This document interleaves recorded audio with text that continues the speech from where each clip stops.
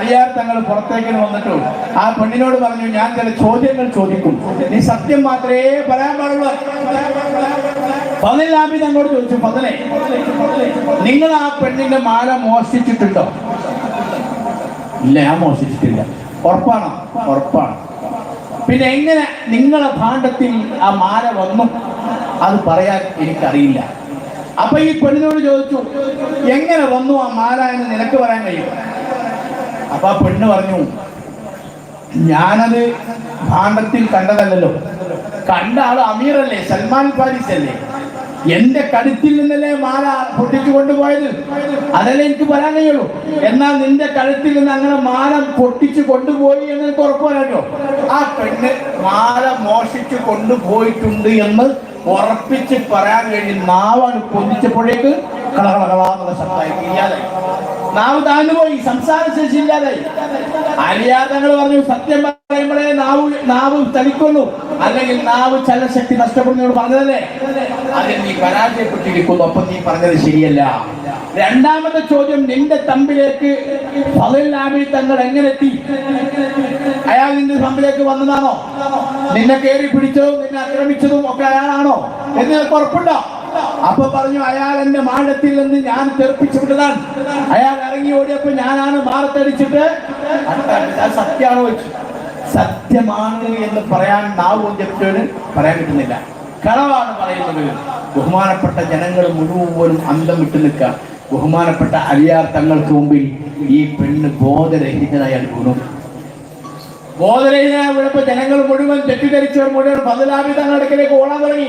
അലിയാർ തങ്ങൾ എല്ലാവരും അല്ലാതെ നിൽക്കി, ഇത് തെളിയാതെ നിങ്ങളെടുക്ക ഓടുന്നത്.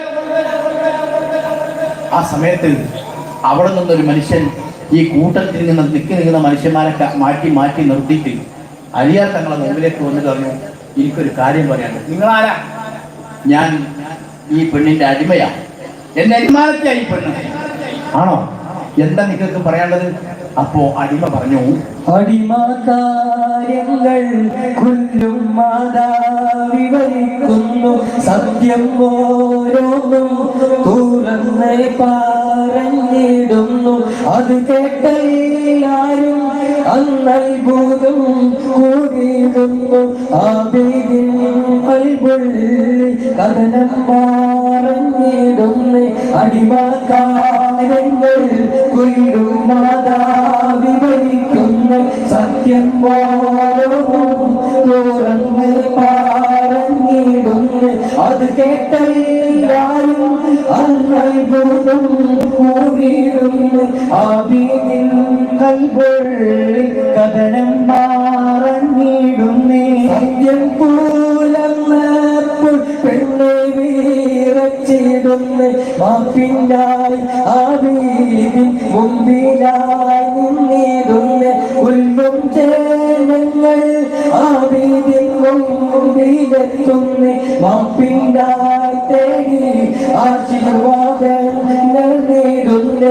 അടിമക്കാര്യങ്ങൾ കൊല്ലും മാതാവിവരിക്കുന്നു, സത്യം ഓരോന്നും തുറന്ന് പറഞ്ഞിടുന്നു. അത് കേട്ടെല്ലാരും അന്നത്ഭുതം കൂടിയിടുന്നു. ആബിദിൻ കൽബുള്ളിൽ കഥനം പറഞ്ഞിടുന്നു. ആ അടിമയുടെ വാക്കുകൾ ഓരോന്നോരോന്നായി ശ്രദ്ധിക്കാൻ തുടങ്ങി. ജനങ്ങളൊക്കെ അങ്ങനെ കേട്ടുകൊണ്ടിരിക്കുക. പ്രിയപ്പെട്ട അലിയാർ തങ്ങളെ, ഇതെന്റെ യജമാനത്തിയാണ്. ഈ യജമാനത്തി ഹജ്ജ് ഉദ്ദേശിച്ചു പോകുന്ന ആളല്ല.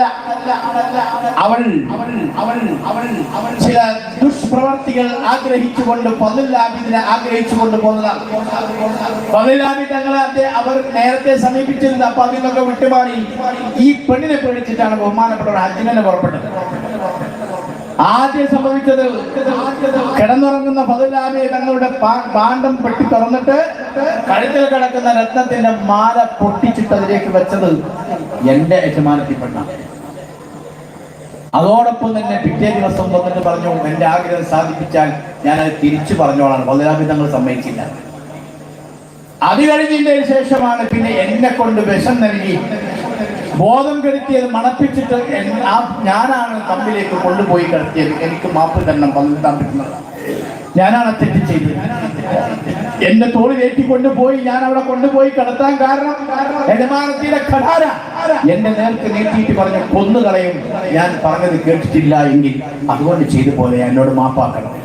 അതാണ് ആ പെണ്ണിന്റെ തമ്പിലേക്ക് ഫദ്ലാബി തങ്ങൾ എത്താൻ കാരണം. ഫദ്ലാബി തങ്ങൾക്ക് അള്ളാഹു പെട്ടെന്ന് ബോധം തെളിച്ചു. ഇറങ്ങി ഓടി ഫദ്ലാബി തങ്ങൾ. ഓടുന്നത് ചില ആളുകൾ കണ്ടു. അവരെ കുറ്റപ്പെടുത്തിയിട്ട് കാര്യമല്ല, അവര് സാക്ഷികളായി മാറി. ഇതാണ് ഇതിന്റെ യാഥാർത്ഥ്യമെന്ന് ഈ അടിമ പറഞ്ഞപ്പോ ബഹുമാനപ്പെട്ട അലിയാർ തങ്ങളുടെ കയ്യിൽ വടിയെടുത്തിട്ട് ആ പെണ്ണിന്റെ ശരീരത്തിൽ ഒറ്റ അടിയങ്ങോട്ട് കൊടുത്തു. അടിച്ചതോടുകൂടി ആ പെണ്ണ് ചാടിയുടെ കയ്യിലേക്ക്. അലിയാർ തങ്ങൾ ചോദിച്ചു, ഇയാളറിയോ? അതെന്റെ അടിമയാണ്. എന്നാ അടിമ ചില സത്യങ്ങൾ പറഞ്ഞിട്ടില്ല, പറഞ്ഞ കാര്യങ്ങളൊക്കെ സത്യമാണെങ്കിൽ നീ പറഞ്ഞതൊക്കെ കളവാണ്. അപ്പൊ ആ പെണ്ണ് കൈകാലുകൾ വിറച്ചുകൊണ്ട് പറഞ്ഞു, ഞാൻ ഫദ്ലാബി തങ്ങളെ വല്ലാതെ ആഗ്രഹിച്ചതാണ്. ചെറുപ്പം മുതലേ മനസ്സിൽ ആഗ്രഹിച്ച് നടന്ന എൻ്റെ പ്രിയപ്പെട്ട എൻ്റെ മനസ്സിൽ ഞാൻ കൊണ്ടു നടന്ന പ്രിയപ്പെട്ടവരാണ് ഫദ്ലാബി തങ്ങൾ. അദ്ദേഹത്തെ എനിക്ക് ലഭ്യമാക്കാൻ വേണ്ടി മാത്രമാണ് ഞാൻ ഈ കാമക്കേളികളും ഈ ക്രൂരതകളൊക്കെ ചെയ്തിട്ടുള്ളത്. അതുകൊണ്ട് എനിക്ക് മാപ്പ് തരണമെന്ന് പറഞ്ഞു. ഇസ്ലാമിക വിധിയിൽ ആ പെണ്ണിന് ശിക്ഷ കൊടുക്കണം. പക്ഷേ ഫദ്ലാബി തങ്ങൾ സൽമാൻ ഫാരിസ് തങ്ങളോട് സ്വകാര്യം പറഞ്ഞു, അലിയാർ തങ്ങളോട് പറ മാപ്പ് കൊടുക്കാൻ. ഇനി ആ പെണ്ണ് നന്നാവുമല്ലോ, ഇനി അങ്ങനെ സംഭവം പെണ്ണൊന്നും ഉണ്ടാവരുത്. അതുകൊണ്ട് ആ പെണ്ണിന്റെ പിതാവിനെയും മാതാവിനെയൊക്കെ വിളിച്ചു വരുത്തി അവർക്ക് മറ്റൊരു വിവാഹത്തിന് പുതിയാപ്പളെ കണ്ടെത്തിക്കൊണ്ട് അവിടെ കല്യാണങ്ങൾ നടന്നു. ബഹുമാനപ്പെട്ട തടവറയിൽ കഴിഞ്ഞിരുന്ന ബഹുമാനപ്പെട്ട ഫദ്ലാബി തങ്ങൾ തടവറയിൽ നിന്നും മോചിതനായതോടുകൂടെ എല്ലാവരും സന്തോഷത്തോടു കൂടി തെക്കുതീർത്തലികളോടുകൂടിയും ഫദ്ലാബി തങ്ങളെ കെട്ടിപ്പിടിച്ചു ആലിംഗനം ചെയ്ത് തെറ്റിദ്ധരിച്ചവർ മാപ്പ് ചോദിച്ചൊക്കെ എല്ലാവരും പിരിഞ്ഞു പോകുമ്പോൾ KNS മൗലവിയും സംഘവും